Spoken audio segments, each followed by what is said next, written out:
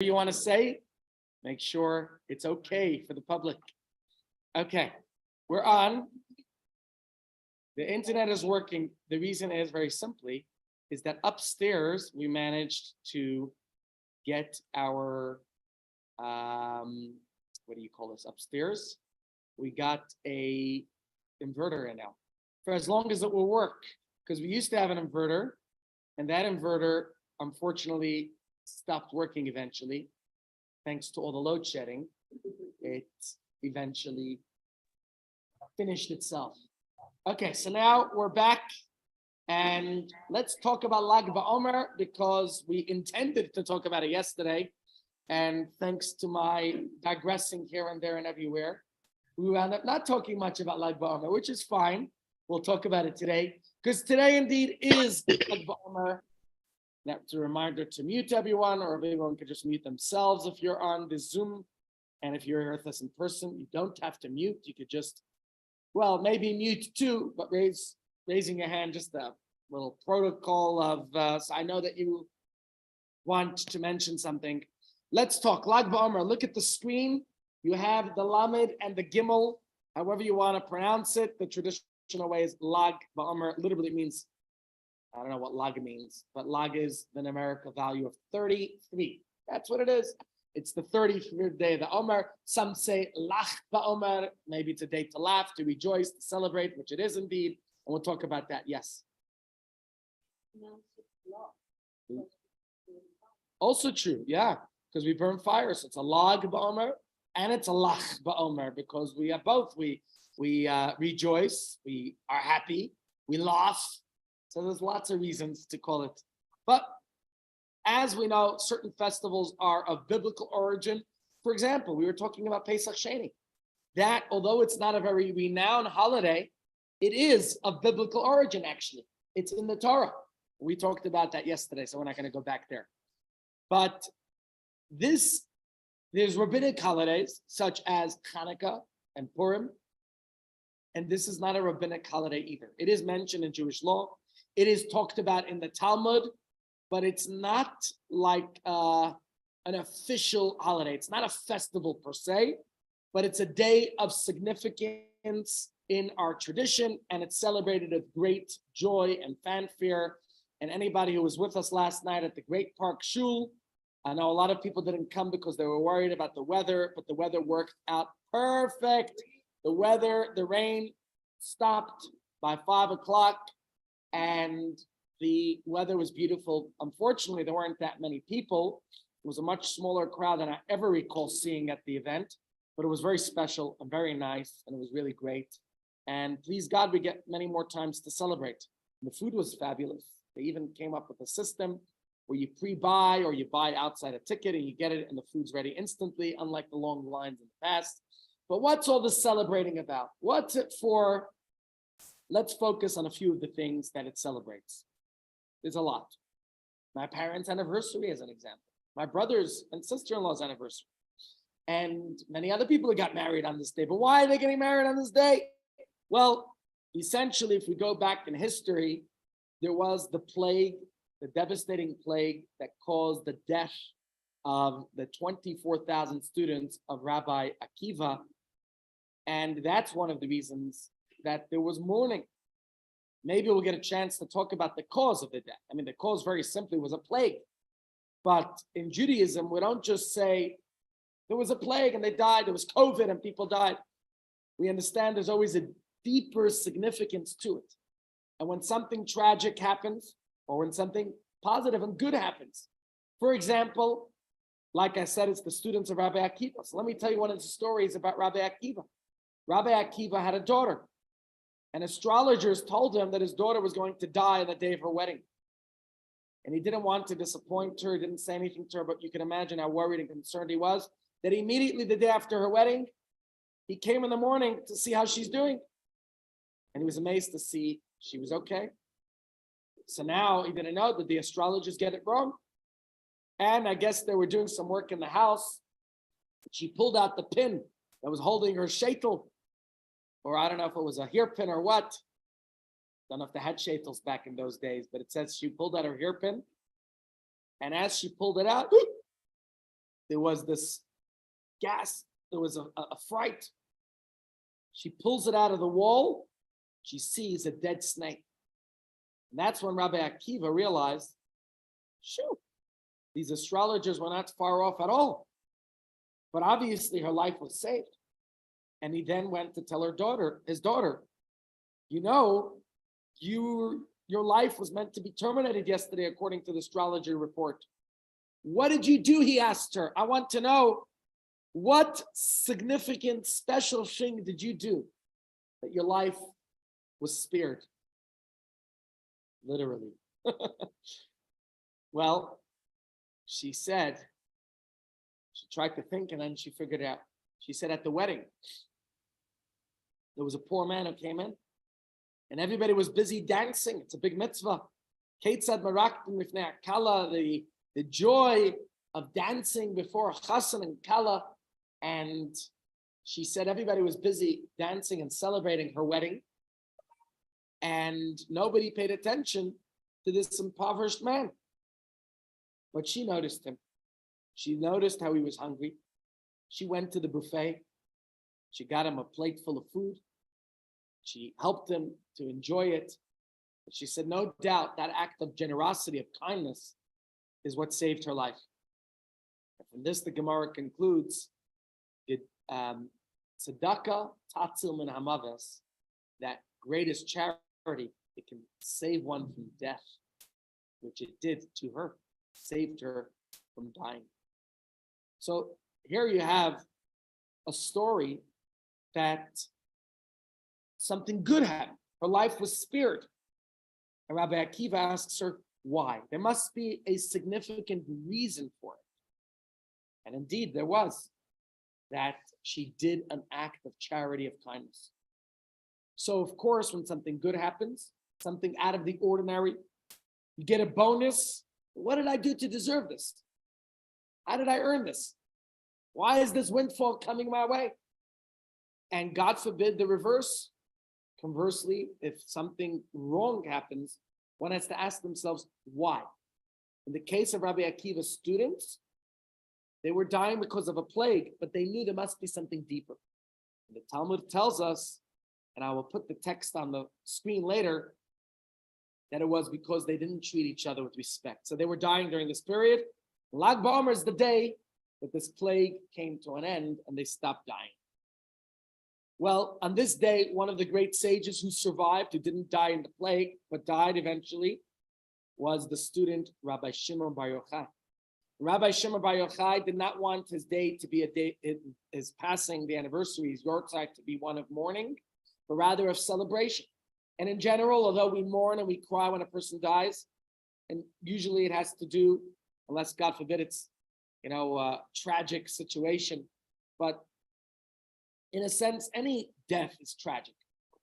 And especially for the people who are still here, because the person who's passed on, as they say, passed on to a better place.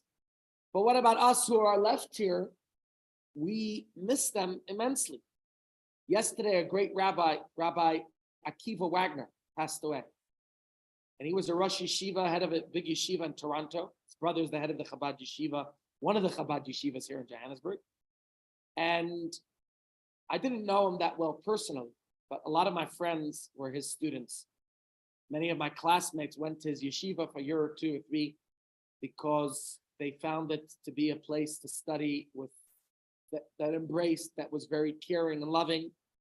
And I saw a little meme that came out that said, on this day, Rabbi Akiva lost 24,000 students. And on this day, 24,000 students lost Rabbi Akiva. He's a great man. Well, this is the day the students of Rabbi Akiva stopped dying, and we'll talk about that soon. So let's try to understand what's the significance about this, because Rabbi Akiva himself was a man who only started to study, got his chance to start studying Torah at a late stage in life. Not so old, only 40. But remember the story I told you yesterday about a 96-year-old man having his bris. I think regardless what age and stage, whether 40 like me or 96 like you, I'm sorry, I'm joking. Either way, it's never too late. That's the message I wanted to say. At least it cracked a smile. And regardless of what, I think that's an important message. And our sages told us there's a lot you could learn about Rabbi Akiva. You know, the water that dripped, he noticed the water dripping on the rock. And eventually it penetrated a hole into the rock. It eroded that hole. You know, that's what happens when water keeps dripping on something. And Rabbi Akiva said to himself that just like water quenches the thirst of an arid body, Torah, God's wisdom, which is compared to water as it descends from on high, quenches the thirst of an arid soul. And so he said, if I just apply myself, I heard a very interesting business idea that I liked from what Rabbi Akiva taught. Somebody said, when it comes to business, if you have 10 projects, and you try to focus on all 10 projects, let's say each of the 10 projects needs 10 hours. Let's say you have 10 hours in the day. If you give them an hour each, it will take you 10 days to get through it. Usually a project might require even more time. But if you take one project and you focus on it, you give it all your attention, you'll have a completed project much sooner than doing all 10 at once. Rabbi Akiva had a very similar methodology for his study. And the Talmud says he was like a sharecropper. In what sense? The sharecropper goes out into the field and he places wheat in one basket.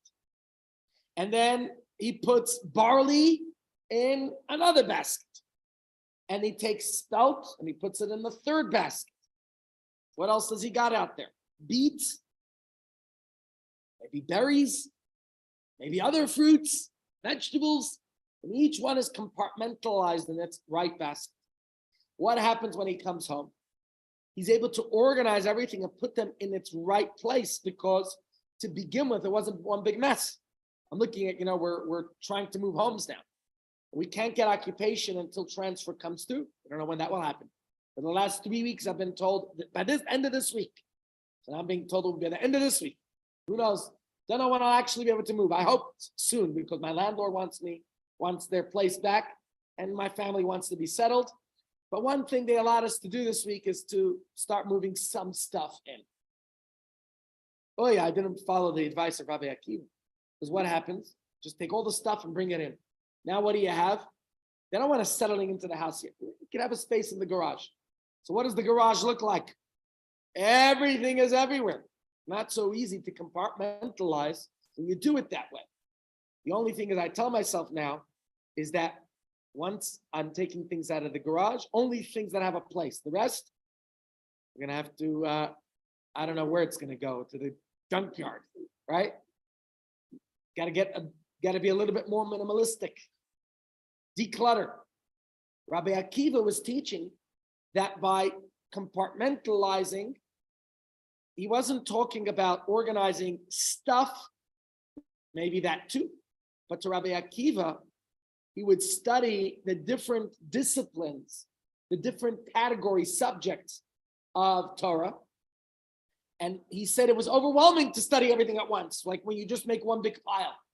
Instead, he wanted to organize each one in his mind until he knew the entire Torah systematically.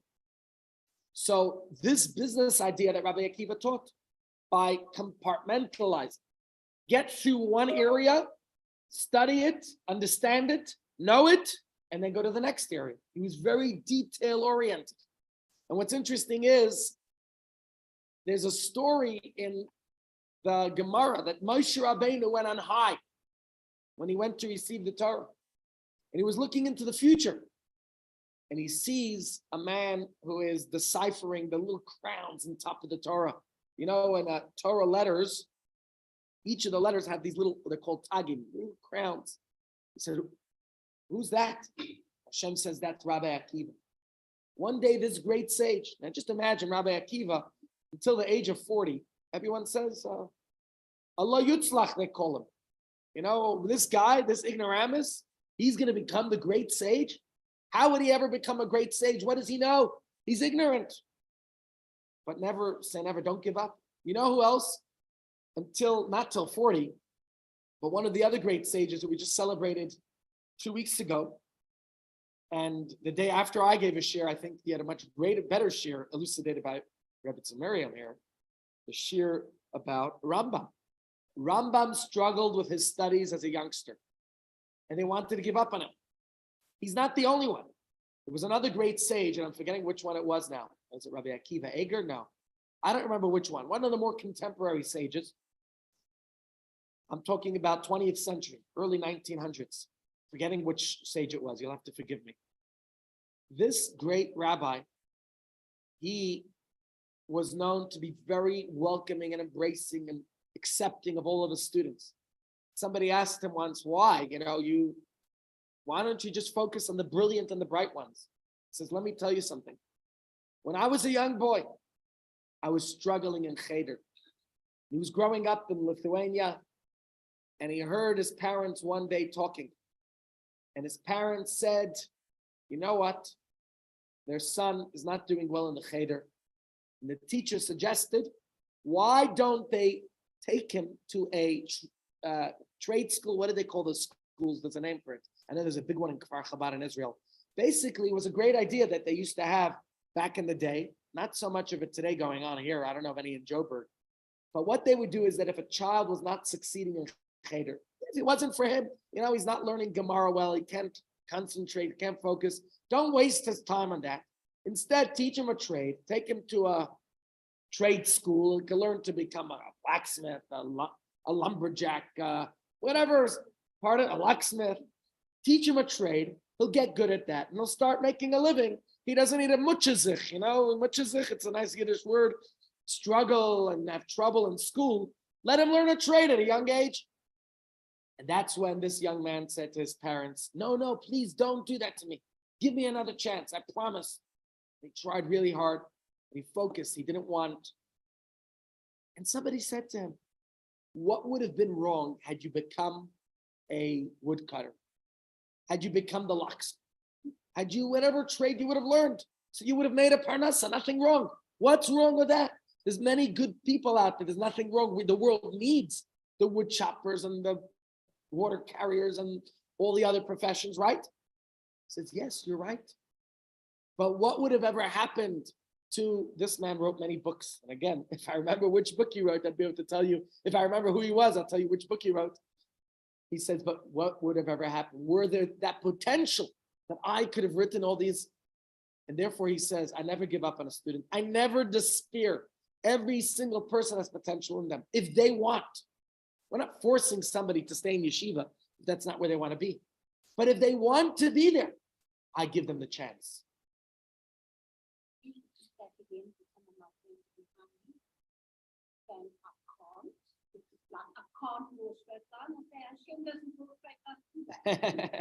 Well, the word impossible spells I'm possible. You just have to realize, and you know what? We could accept our flaws. It's okay. We're not a failure just because we fail, just because we make mistakes. And maybe we're not striving for perfection. But if you want to do something, don't let anybody get in the way of that. That was the message yesterday, Pesach Shem. In fact, let me tell you another story that comes to my mind. The story of the Baal Shem Tov. Of once he was teaching his students, they were having a class, and there was a Russian peasant, or I don't know what he was, somebody was driving by, his wagon was stuck and needed some help pulling the wagon out of the mud or the snow or wherever it got stuck there. Back in Russia, and still today, it's called blote. It's like that deep mud in the winter, and the wagon's getting stuck. Did you see the coronation wagon? It was 263 years old and still riding. I mean, that thing is golden. It must be very heavy, such a golden wagon. To imagine how they built it. But I was listening. They said it's not a pleasant ride. It doesn't have the right shocks and what is it called when the driving to be comfortable? They didn't have that back in those days. Suspension systems. Yeah. What do you say?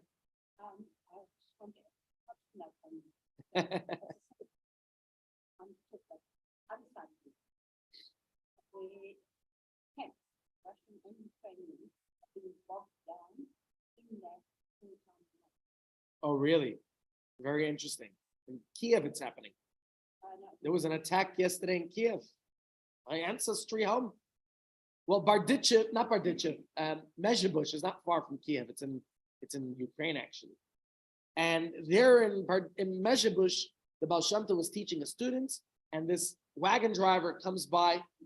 Maybe he was a delivery truck man or whatever it was. Imagine in those days, it's 250 years ago. They didn't have cars yet. The guy's schlepping his wagon and it's stuck and he has deliveries to make and he wants help. So he knocks on the yeshiva window. He sticks his head in where the Bachram was studying. And he says, please, can you guys come help me? Listen, when I was in yeshiva, they used to say, you're here to study. And the yeshiva students, they're there to learn. If every guy coming by wants their help, when will the students ever get to study? But the man was begging them. So one of the guys says, no, we can't. So he looks at them and very sternly says, Mojish dani chochish. Verstehst? No, I'll translate. Mojish, you can. Dani choshish, you just don't want to. And that, the Baal Shem Tov turned to his students. I don't know if he told them to go help him or not, but he said, those are profound words. And maybe this wagon driver didn't even realize the profundity of his words, but he says it's a powerful lesson for life. Mojish dani choshish, remind yourself certain things. We convince ourselves we can't. I can't. You ever hear people say that? Or where I come from, I can't. Pardon? Say it louder. Barack Obama. There you go. And in fact, wasn't it him who said it? You're American, not American. Okay, and I would say the same thing to paraphrase. You're South African, not South African. Oh, sorry, South Afrikaans. You're Afrikaan. Now, I don't know where we're going here. Okay, we just need a l'chaim, so this makes sense. You know what I'm saying? I think it's an important point that Rabbi Akiva realized, although until age 40s, I can't. But it's his wife. Sometimes we need that encouragement. His wife, who, by the way, risked, she was going to lose her entire inheritance because her father, Kalba Savua, very rich man. Was that his name? Her name was Rachel, right? Yeah, Rachel. I think her father was Kalba Savua. Maybe I'm confusing the names. I think so. And Kalba Savua, very well, he wanted his daughter to marry a Talmid Chacham, a scholar, or a businessman. Marrying an ignorant peasant, what was he, a shepherd? Don't marry him. What yichus does he have? Which tribe did he come from? Anyone know? His parents were converts to Judaism. Yeah. I remember once shidduch was being read to me. You know what I'm saying? When I was a bacher here 20 years ago, somebody wanted me to marry a particular girl. And he said, so I was just asking about her family. Right away, he says, she is the best yichus. I said, oh, that's me here. She comes from Abraham, Yitzchak, from Abraham and Sarah. So then I understood that's code language for she's a convert to Judaism. She was. But, that was the code language for it. Anyways, I set up the shidduch. She married a friend of mine. Thank God they're nice and happily married. Good thing. And Rabbi Akiva, he took that message to say, I can eventually. When Rachel, his wife, gave him that encouragement, and he realized, don't say I can't. I can. And he came up with this strategy of how to learn. Maybe it wasn't working for him to absorb all that information at once. So he took this business advice, focus on one idea at a time, and that turned him into the great and primary repository of the oral law in his generation. And it was his responsibility to ensure the preservation and the transmission of the oral law to the next generation. And how did he do it? Take his advice. You know what? Don't take it all in at once. One idea at a time, like the crop shearer who brings in wheat, barley, beets, spelt, one thing at a time, master that, and then go on to the next. And can everybody hear me? Like I'm saying, I can't hear me. I'll repeat if they can. Yeah. All of that started when Kiva, as he was time, was giving his sheep water next to the river, and he saw the waterfall dropping on a stone, one drop at a time. Yeah, we just said it before. It's true, but that's true. That's fine. That's exactly the point. One drop at a time, one idea at a time, because it can be overwhelming when we take everything in at once. And that's what Rabbi Akiva realized.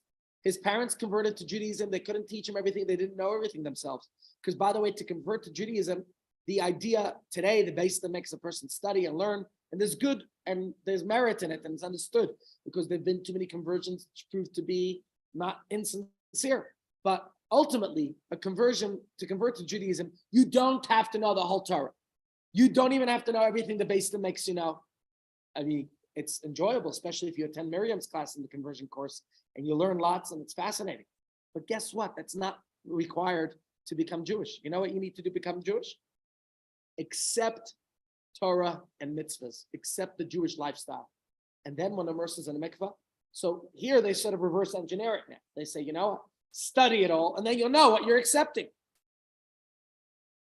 Rabbi Akiva's parents didn't necessarily, I don't know, I never read or learned this, I'm just deducing. They didn't necessarily learn, and their disadvantage, they couldn't educate their child with everything. But by taking the lesson of drop by drop, and this is a lesson we could all take, whether you want to apply it to Torah, you don't have to study it all at once.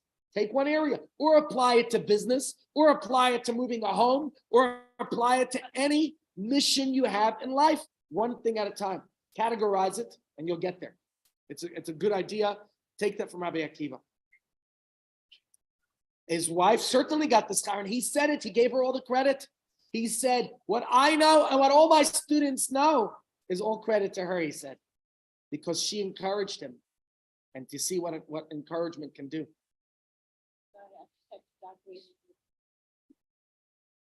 I'm sorry I repeated what you Nothing said. wrong. Don't ever be sorry. You emphasize the good point. But a phone call was from Israel, and my friend there sent Lag BaOmer wishes to this entire group. Thank you. Shakaya. Thank you. We could use. All the way from Bethlehem. Wow. Nice. Beautiful. Thank you. So, Rabbi Akiva, now let's think about the 24,000 students. I heard somebody say, how did he have 24,000 students? I don't know for sure. I'm not saying that I know for certain, but in my mind, there's different ways of looking, of understanding how that's possible. One of the ways is I recently met the vice chancellor, or maybe he's the chancellor of WITS. I went to his house on WITS campus with a friend, of a member of my shul. We had a wonderful conversation with him. It was incredible meeting this man. Good friend of the Jewish community, obviously has challenges there on the university campus with all the pressures, but a real good friend and appreciator of everything community does. Can you say that he has 24,000 students? Well, I don't know how many students there are in WITS, maybe more. Why not? If he's the head of the university, maybe he doesn't necessarily get to teach each and every single one individually, but by being the head of the university, because somebody said, how's it possible for one rabbi to have 24,000 students? It's very easy in my mind. The Rebbe, okay? Did every single person necessarily sit? First of all, the Rebbe can have a Farbrengen with thousands of people in attendance in person. And then the Rebbe's Farbrengens from the 1960s already were being broadcast on TV. So you could be in Johannesburg. How many of you remember in the 80s when TV came here? When did TV come here? Late 70s? 19. But I know that at Torah Academy, they would have a broadcast. When the Rebbe was speaking, there would be a satellite broadcast, and people would tune in. And hundreds of Jewish communities around the world had exactly that. And I remember being at the Farbrengens, and Lag BaOmer today was one of those major events that were broadcast all over the world. And the Hanukkah Live rallies and so many of the. So you tell me now, here you have one man, a Rebbe, a Rabbi Akiva of our time, who's able, his message is broadcast throughout the world. And today we look at the hundreds of books of the Rebbe's teachings. Take Rabbi Akiva. Maybe we don't have hundreds of books of Rabbi Akiva's teachings, but his teachings are all throughout the Talmud. one of the greatest teachers in the Talmud who we celebrate today. His teachings. So whether it was 24,000 immediate students that he had sitting at him every day, or I read somewhere that a teacher generally can have 25 students in a classroom. When I was a kid, we had about 40 students in our classroom. That's too many. In South Africa, Yeah. and this- and the- 70. 7-0? Okay, but let me ask you, as somebody who was in a class of 40, can a student really properly learn from their teacher? Not with 40 and not with 70. My kids have an advantage in my daughter's, I think, a class of 12. I think they get a lot more personal attention from the teacher that way. Typical classes in America, I think, are about 25 kids, 25 students. And the Gemara says that 25 students is the ideal number of a classroom. I don't know. It all depends maybe on the students and the teacher. And maybe there are kids who have more special requirements and need more attention. Listen, my son for some time, for about 4 years, was in Crossroads School because that's a remedial school. Kids who need more focused attention in a remedial setting, then the teacher they'll make sure to have smaller classes. At Crossroads, I think they have about 10 to 15 kids in a class because they feel that that's the ideal way to teach. But according to this opinion, with 25 students, now we got to work this out.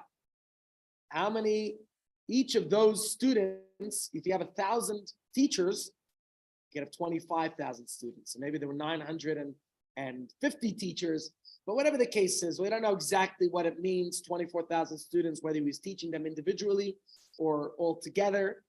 I'm just highlighting that point. And the fact that they all died in this time, their death was a terrible blow to the future of the Jewish people, because it meant that the very people who were expected to ensure the transmission of the oral law and the Jewish traditions were not dead.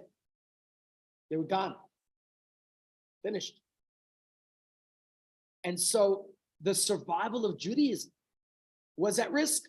Not to digress into Tisha B'Av stories now, but a story that I think I've told it a few times is how Rabbi Yochanan ben Zakkai, when he met with Vespasian, Vespasianus, the Gemara calls him, that whole story, and how Vespasian granted him 3 wishes.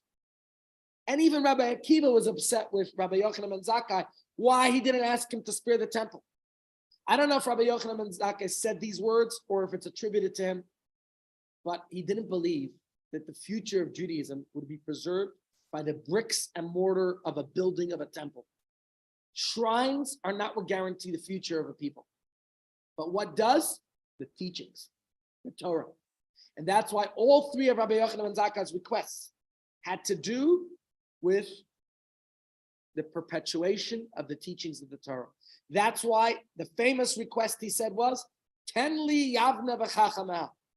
Spare for me Yavne and its scholars. Yavne is a city in Israel where many of the scholars lived. It's interesting, a particular city where scholars live. Yavne was that city. And he says, give me Yavne and its scholars. He asked for a doctor to cure Rabbi Tzadok. I mean, you think about it. There's many other rabbis. He wanted Rabbi Tzadok, who was his teacher, to be cured. He felt that Rabbi Tzadok had a lot more to contribute. Rabbi Tzadok was dying due to the famine and everything else, and he knew that the Romans had a more advanced medicine than was available in Israel. He asked for Roman doctors to cure Rabbi Tzadok. And I always forget what the third one was. So if anybody remembers, remind me. But the point is, all 3 requests had to do with sparing the scholars and teachings of Torah. And here, this is not a long time later, because the destruction of the temple was in the lifetime of Rabbi Akiva. So it's that same era, that same period. All of a sudden, we see that the students of Rabbi Akiva, the very people who were going to be responsible for teaching the Torah, were gone. They were dead. And that's why our sages legislated that this be a mourning period. Why we're grieving for them in such a way like one does for their own family members, which is why in the last 3 weeks we didn't have weddings, which is why we don't take haircuts. Today you get to have a haircut. Today many people will get a clean shave because Lag BaOmer is the break. We don't listen to music. Ronnie, you gonna give us some music today in honor of Lag BaOmer? Come on. You haven't shaved yet, doesn't matter. Why people don't buy new clothing. What other, did I tell you I think those are the basic laws of this period. Now, there's different ways. I don't want to go into how to calculate these days. Different opinions on how to calculate it. I think, whatever way you calculate it. But the point is that this is the time that we're mourning the students of Rabbi Akiva. And that's why this is, a period of semi-mourning. Let's read this insight from the Gemara, what the Talmud tells us, why there's mourning during this period. You might be wondering how the Jewish people managed to preserve the oral law despite the loss of these many young sages. Well, here is what the Talmud tells us. Rabbi Akiva had 24,000 students from all over the country. Which country? Israel. Okay, from where? From Gabat to Antiparis. You can see they already had either Greek or Roman names, and they all died in one season. Here is the reason why they died. By the way, this text will come up later. I put it into a later presentation. This is the same presentation I prepared for this week. We'll maybe tomorrow get on to talking about the respect versus love, which is a nice shir that I always like to shir during this time of the year. So we'll get to that a little later. But the plague itself, the Gemara says later on, was croup, I think. Croup. It's a dreadful disease, a plague that befell them during this time. And that's why they died. But the point is, that's the physiological reason why they died. The physiological reason is because of the plague. But you want to know the spiritual reason? Says the Gemara, because they didn't treat each other with respect. So like the story I told you before in the positive sense, the daughter of Rabbi Akiva, why did she merit to her life being spared, saved? Because she did charity. And the Talmud says, charity rescues a person from death. She cared for this poor guy at her wedding. She merited that her life was saved. They didn't treat each other with respect. That's why they died.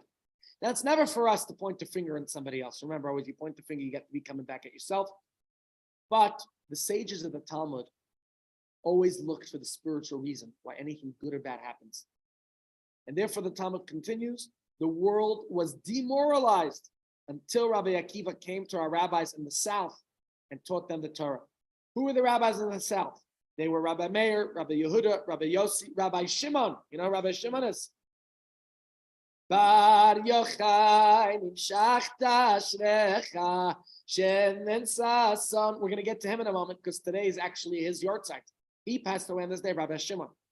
And the fifth one was Rabbi Elazar ben Shamua. Says the Gemara, they preserved the Torah in this difficult time. They relearned that many who perished all died between Pesach and Shavuos, which is why this is the period of mourning. So looking at this story, as we could see, we have Rabbi Akiva to thank, because despite, again, he shows us once again, despite starting late at the age of 40, he teaches us over and over again that it's never too late. When he was 40, he finally committed himself to study and became this great sage. Then he loses all of his students years later. He's already an old man. And despite the terrible blow of seeing his students die, I'd give up. I'd say, what could you say? When your computer crashes, when there's a problem, you say, I can't. And I've done so much. I just can't. We despair. Rabbi Akiva didn't. Right? And despite decades of teaching these students, and you think about it, you're nurturing them, you're teaching them, you're inspiring them, you're training the next generation of scholars, but he did not despair. He found 5 new students and he taught them everything he knew. And you can imagine from that, the Gemara goes on to say, to quote Rabbi Akiva himself, that if one studied Torah in their youth, we learned this in Pirkei Avot, Ethics of Our Fathers, you should continue to study in your old age. Thank you all for coming. That's why you're young. You're staying young. And if you taught students in your youth, what did Rabbi Akiva say? You should continue and teach more students in your old age. Don't stop doing what you do. And he said, in the morning, plant your seed, and in the evening, do not withhold your hand. Those are Rabbi Akiva's words. He's telling us, don't retire, just retire. Continue going strong. It's a profound message for all of us here. He tells you over and over, don't give up. He taught the entire Torah to these 5 students, but he trained each one to specialize in one particular area of Torah. Now he had no time to waste. He was getting old, but he had this methodology that worked for him. So what did he do? Took each of these 5 students and he trained them in a particular subject. And which student do you think he taught the esoteric, the more mystical, Kabbalistic part of the Torah? Rabbi Shimon, exactly. And he's the one who passed away many years later on this day, on Lag BaOmer. There's other sages. The Ramah, by the way, passed away on this day. You know, you heard of the Ramah, Rabbi Moshe Islish, who wrote the appendix to the Shulchan Aruch. He's the one I told you the story about when he got this book, the Shulchan Aruch, the Code of Jewish Law, which is literally means a set table, from Rabbi Yosef Cairo, who was living in Tzfat in Israel. He said, okay, this man wrote the same book I was planning to write. You know, imagine, what's her name, J.K. Rowling, discovering that somebody else wrote Harry Potter, same book she was planning to write. Okay, so she writes now a commentary. That's what he did. And now he wrote the mappa, he called it the tablecloth, to cover the table. And that's where you have the differences in the Ashkenazic and Sephardic laws, which, by the way, even pertaining to the Sphira, there's a few differences between Ashkenazic and Sephardic customs. Not to digress to that now, but the point is that there are differences here and there. And he also passed away on this day. So there are many others, you know, there's many things that are commemorated on Lag BaOmer, including the passing of the Ramah. The Ramah, very famously, there's this beautiful tree that grew at his burial place. If anyone's been to Krakow ever, very famous, he was a rabbi in Krakow in Poland. And there's those who go to Krakow always make sure to visit the burial place of the Ramah. And there's a magnificent tree that grew where he's buried. And it's a whole separate story we'll tell another time. Let's focus for a moment on this particular text that we just read, because the Talmud tells us that the spiritual cause here of their passing was that they failed to treat each other with respect. And of course, maybe we could spend more time on this idea tomorrow, but I want to just realize that this idea, you know, Rabbi Akiva was their teacher. And if he emphasized, what was his famous teaching of the Torah? Rabbi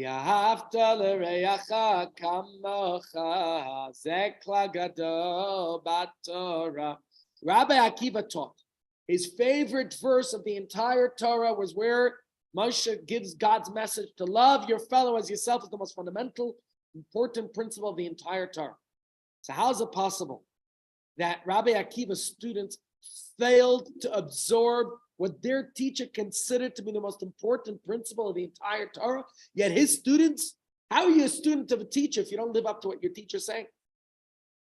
Again, I'll leave this for tomorrow's share, but I just want to highlight one answer that I think is relevant today as a day of gatherings, a day of unity, which is why the whole Torah Academy went from the preschool to the high school, everybody together on a big, there's like 600 something kids in the school. They've gone hiking. Why do they take the whole school together? Why do we have shmooza last night? It's all about gathering the community together in unity. To emphasize this point where the students of Rabbi Akiva failed, that we have to highlight unity. And it's not that they were lacking in love for each other. It doesn't say they didn't love each other. Rabbi Akiva taught to love each other. Maybe they did love each other, but they were lacking in respect. That their love for each other didn't translate into respect. And that's why tomorrow, please God, we'll talk about the difference between love and respect and why it's so important to understand. Respect is about boundaries. Respect is about tolerating that another person might have a different perspective than you. And why you see things one way, maybe someone else sees things a different way. To respect it. You know, on the surface, love and respect seem very similar. What's the difference? Semantics, just words, right? And indeed, there is an overlap between them. There is. But there's also a huge difference between love and respect. one of the greatest challenges in any relationship, I think, is managing the balance between love and respect that people oftentimes, don't realize that. Love is a very powerful emotion. It drives empathy and concern and care for others. But that also has to have respect. Too much love can be smothering. It can be overbearing. It can be stifling. Give people space. It's healthy. I was talking with an elderly couple the other day, and this man was telling me that, his wife is unwell and he has to be there for her all the time. He just needs some space for himself. And I said, do it. It's important that you go out for some time. Your wife will appreciate it too. She also wants a little bit of space. It's about boundaries, that respect. What's that? There's an expression, smothered with love, right? Smother love? Mother love is smother love. I think too much love, or love that's untempered by respect, can mean that we don't respect boundaries, that we impose our way of thinking on our beloved. And that's not healthy. In fact, I got to tell you something. I discovered the other day, my daughter claims that I don't respect her privacy. At least that's what I read in her diary the other day.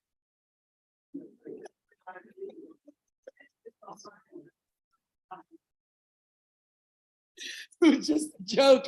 I'm glad to see it's not.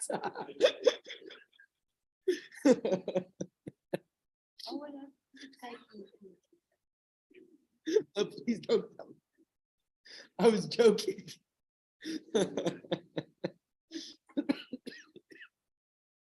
I see some people even walked out of the Zoom hearing that. Okay. The point I'm making is, I heard a manager of a company always felt disrespected by the staff. So one morning he hung a sign on the office door. It said, "I am the boss." And when he came back from lunch break, he found somebody taped a note on the sign. It says, "Your wife called. She wants her sign back."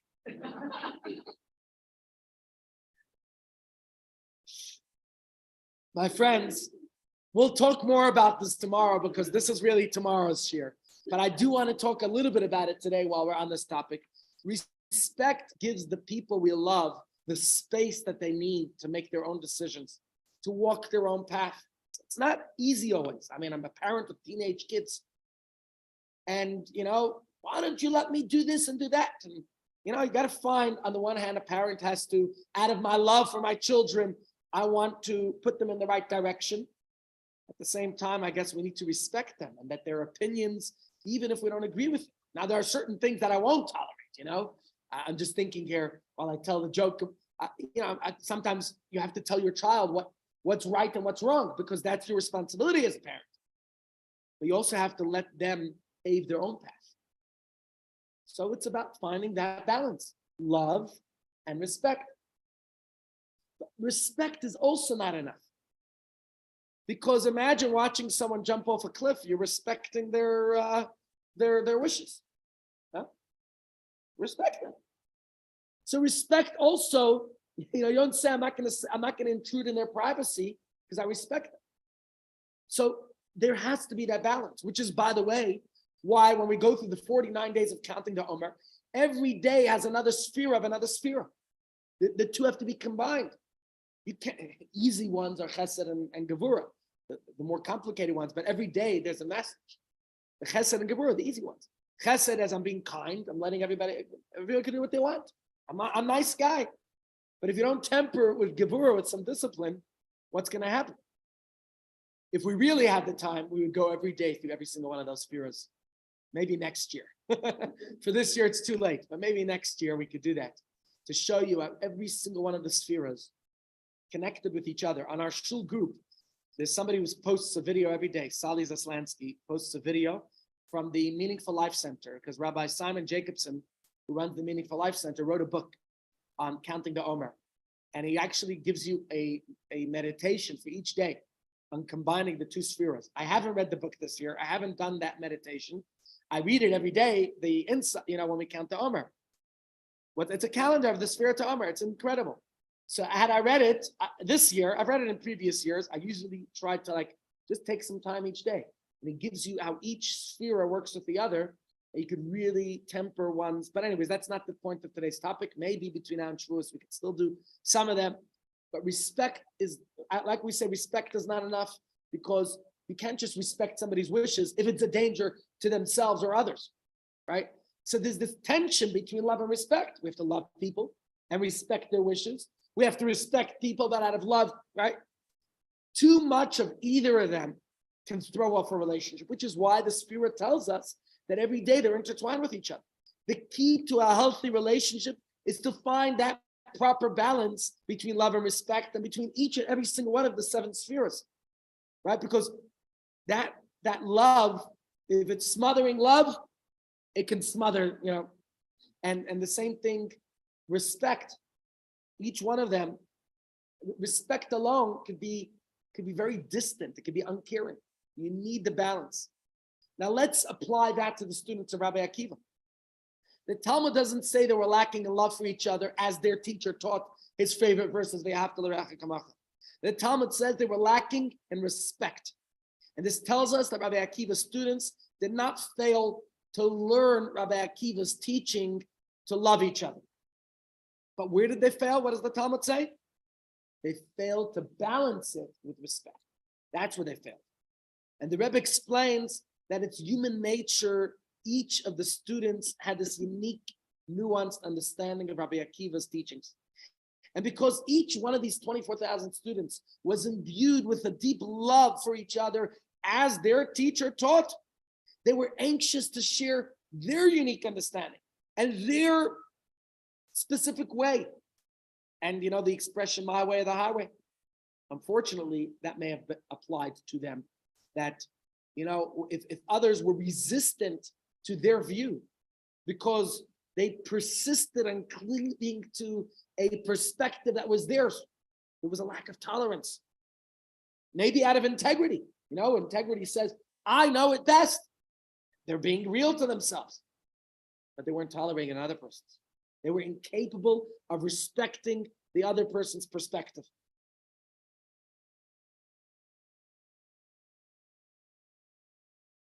Okay, that's a good point. Maybe he would have picked it up and disciplined them for it, right? Without a doubt, had any of the fellows been in need, there's no doubt that the fellow students would have come to assist them, right? But the disrespect was more scholastic, was more academic, was more of the cognitive element where they didn't. It's not that they didn't behave disrespectfully to each other in their behavior to each other, but it was more about their perspectives. Okay, and that's the thing that Rabbi Akiva taught them to love each other, and it was their deep love and concern for one another that led them to this respect. And that's why, in a sense, when we're working on this period of the Omer, we look at each of the Sephiras and we say, how can I balance them? What can I do that I could correct what the students of Rabbi Akiva failed in that proper balance between love and respect? Right? Their focus on Rabbi Akiva's teachings on love filled them with a love that was so intense that they couldn't temper it with respect. But that's the problem. And that's why during this period, we are working on refining ourselves. And as we mourn their loss during this period, we take the time to reflect on the importance of healthy relationships. We're getting ready for Shavuos. It's about a relationship with God, but it's also about a relationship with each other. And so just as there are mitzvahs that are between God, right? All the rituals, kosher, etc., Shabbos, that's between you and God. But there are also mitzvahs that are between God and us, between each other. Social interaction. And that is what else we need to work on. God wants us to have healthy relationships with others. And so we have to strike that balance of love and respect. We have to practice tempering our love with respect and respect with love. So that's the point of the Omer element. We have time for a little bit more. Let's talk about Rabbi Shimon Bar Yochai, because after all, it's his yahrzeit today. And Lag BaOmer is his yahrzeit. And we talked about the 5 students, it says here, who survived.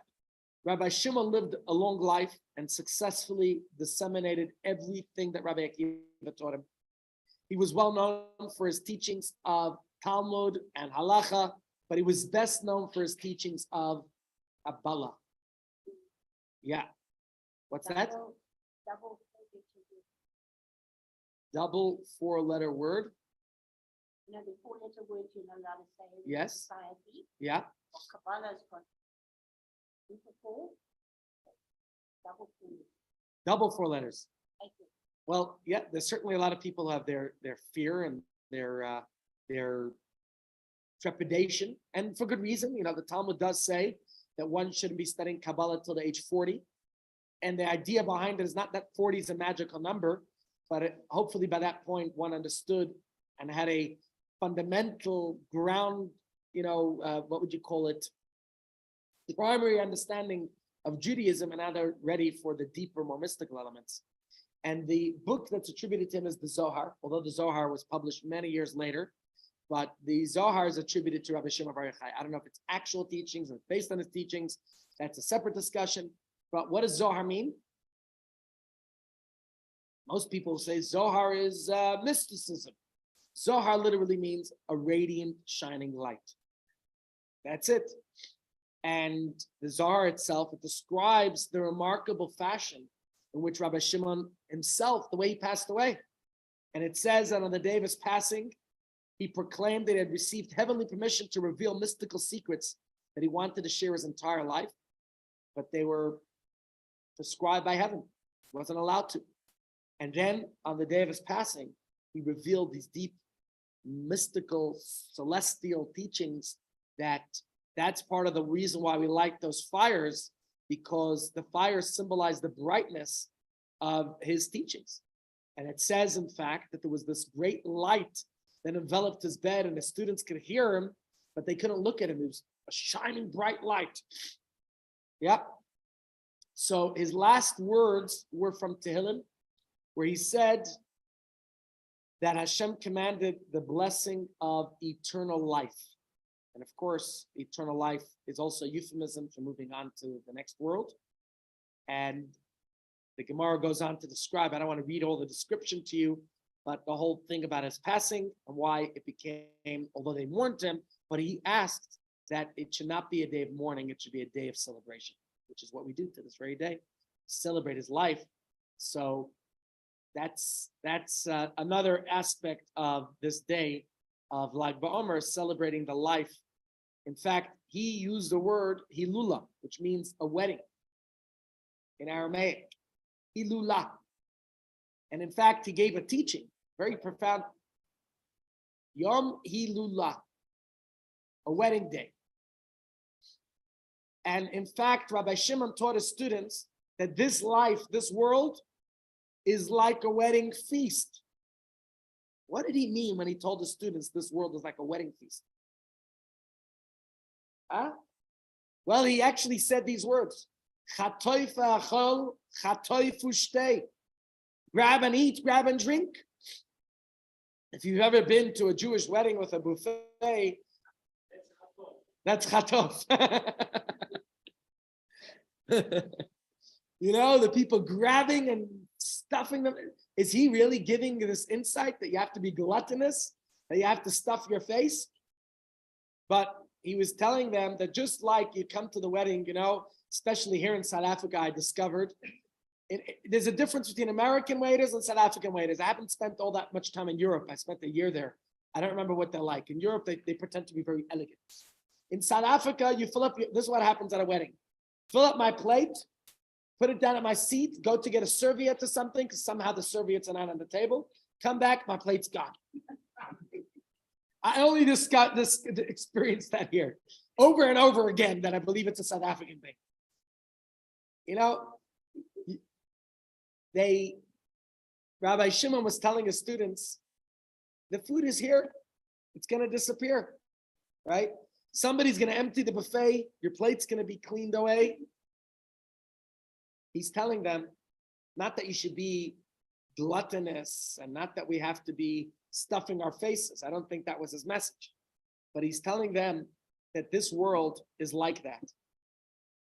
In fact, let me share with you something we had in last week's Parsha, the mitzvah of counting the Omer. And the truth is, it's a relevant mitzvah still right now, right? Where today's the 33rd day of the Omer. We're going to count up to 49, which means we have 16 days, the remaining of our Omer counting. It's going by very, very quick. But the Torah tells us, Usufartem lachem, you have a mitzvah. What do you say?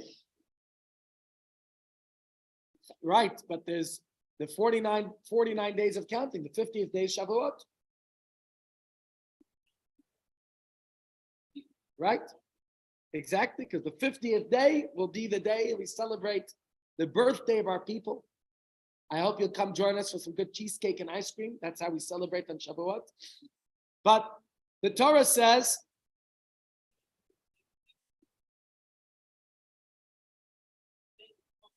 Chamishim, you're right. You tell us.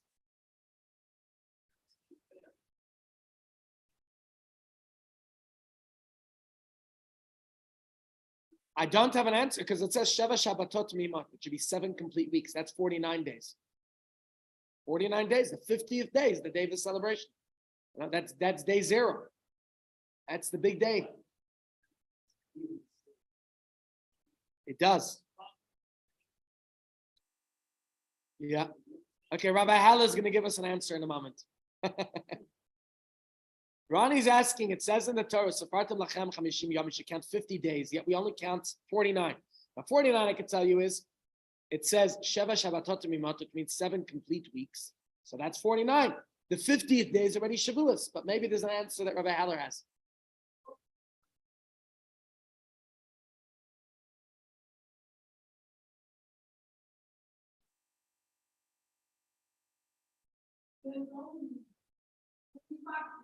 Right? But we do 39. Right. Up to. So, Lo ad b'chlal. It's a rule in Judaism and Jewish law, Shikach Rabbi Haller, that the number itself, Lo ad b'chlal, it's not including the 50th. You're counting 50 days. You count to 49. The 50th day is the day that you celebrate. So you really did count 50. You just counted 49 till the 50th. Anyways, I wanted to say something here. The word is Sfartim Lachem, and I'm going to talk more about this tomorrow, please God. Today, everything is like an introduction to tomorrow. Usfartim Lachem. The Torah is saying you should count for yourselves. And it's interesting that there's a verse in Tehillim. We say, King David says, Limnot Yamenu, to count our days, Kain Hoda, so it should be known to us, Levav Chachma, a wise heart. What's a wise heart? What's a wise heart? A heart that cares. Wisdom is the brain. Heart is emotion. Why are we saying a wise heart? But maybe that all has to do with Limnot Yamenu, to count our days. The mitzvah of Sfiras, to count the days. When we read about Avraham and Sarah, what does it say in the Torah? The Avraham and Sarah zikenim. Avraham and Sarah got old, ba'im bayamim, they came with their days. Doesn't say they came with their years. The Torah tells us after they passed away that Sarah was 127 years old, and Avraham, when he passed away, was 185 years old. 175. 175. 127 is the years of Sarah, 175 is the years of Abraham. But why does it say when they were old, they came with their days? And a very simple answer to me is that they were accountable with their days. V'navi levav chachma, to come with a wise heart, to realize that our emotions, that are the wisdom of the heart, that take your wisdom, take all that academic studies, the cognitive, everything process. But the main thing is, how does it channel down to my heart? When we're tefillin, which is I think women are more in tune with this, which is why women aren't obligated to wear tefillin, unless you're the daughter of Rashi or you're woman of the wall. No, there's no prohibition for women to wear tefillin. But women don't have to because I think they already have that extra sense, right? Neshamas, women have that deep intuitive sense. Men need it more. When you're wearing tefillin, you're connecting heart and mind and heart. Mind and heart. But you keep the tefillin longer where? On the hand or on the head? The men know this because what's that? Your hand. Because you start with putting on tefillin on your hand, you roll it on your hand, then you put on the head. When you take off the tefillin, first you take off the head, and only then do you take off the hand, which is reminding us about the emotion, the feelings, also about action being the main thing. You know, the Chafetz Chaim once gave a very interesting metaphor. He said that life is sometimes like a postcard. You know, in his days it was a postcard. Today, I don't know how long. Do we have a limited number of words you can put in a WhatsApp? Certainly on Twitter. Twitter is about limited numbers, limited characters. So you have to really be careful how much you're writing in a Twitter message. Twitter is specifically about keeping it limited. So the Chafetz Chaim said, in his day, the way people would send messages was with a postcard. So he said, on a postcard, you have limited space.